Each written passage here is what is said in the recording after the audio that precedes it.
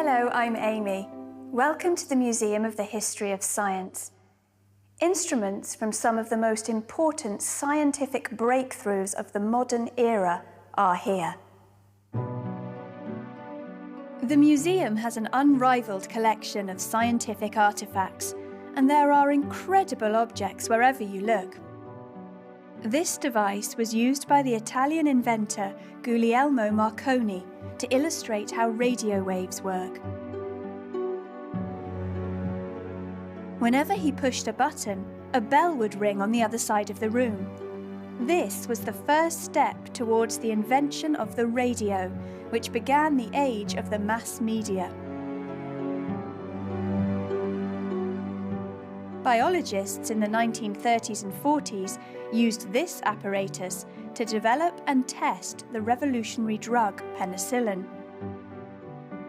It was wartime, so they had to be innovative and even improvised with biscuit tins.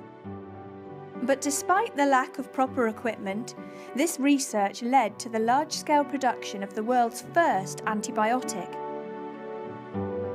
Since then, the drug has saved millions of lives. But neither this penicillin apparatus nor Marconi's radio wave device is the most popular item on display in the museum. The museum's most celebrated artifact is this small blackboard. It might not look like much, but it was used by the genius physicist Albert Einstein. He visited Oxford in 1931 and explained his theories on the age and size of the universe using this very blackboard. You can still read his equations today, if you can understand them. The Museum of the History of Science is home to one of the largest collections of scientific instruments in the world. It opened as a science museum in 1925, thanks to the donation of a huge collection of scientific instruments from this man, Louis Evans. Evans was a paper manufacturer, but always had a keen interest in science, even as a child. He didn't do well at school, and contemporaries reported that he could not spell, but liked blowing himself up with chemicals. As an adult, he travelled around the world, collecting artefacts from the worlds of mathematics, astronomy, and navigation. He was particularly famous for his outstanding collection of astrolabes. These are historical instruments that predict the positions of the sun, moon, and stars. They were used by philosophers, navigators, and astronomers for centuries. They were a central tool of science in ancient Greece and Rome, and had a huge influence on the Islamic Golden Age and the European Renaissance. Evans also collected sundials, ancient devices for telling the time, and quadrants, instruments used for measuring angles.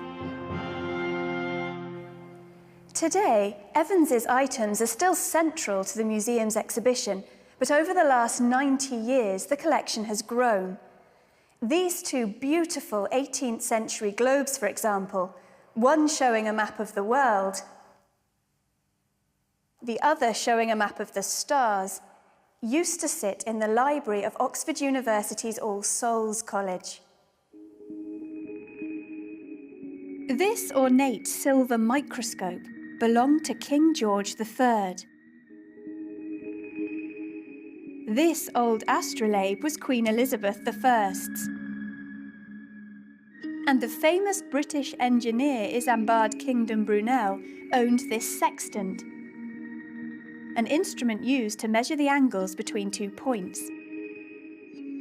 There's an old clockwork universe showing the orbits of the solar system, and a variety of timepieces from ancient civilizations.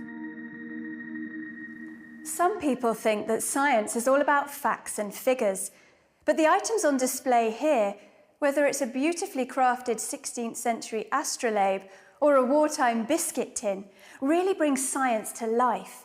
It's a wonderful combination of science and history, and thanks to the passion of people like Louis Evans, visitors can enjoy these fascinating objects for generations to come.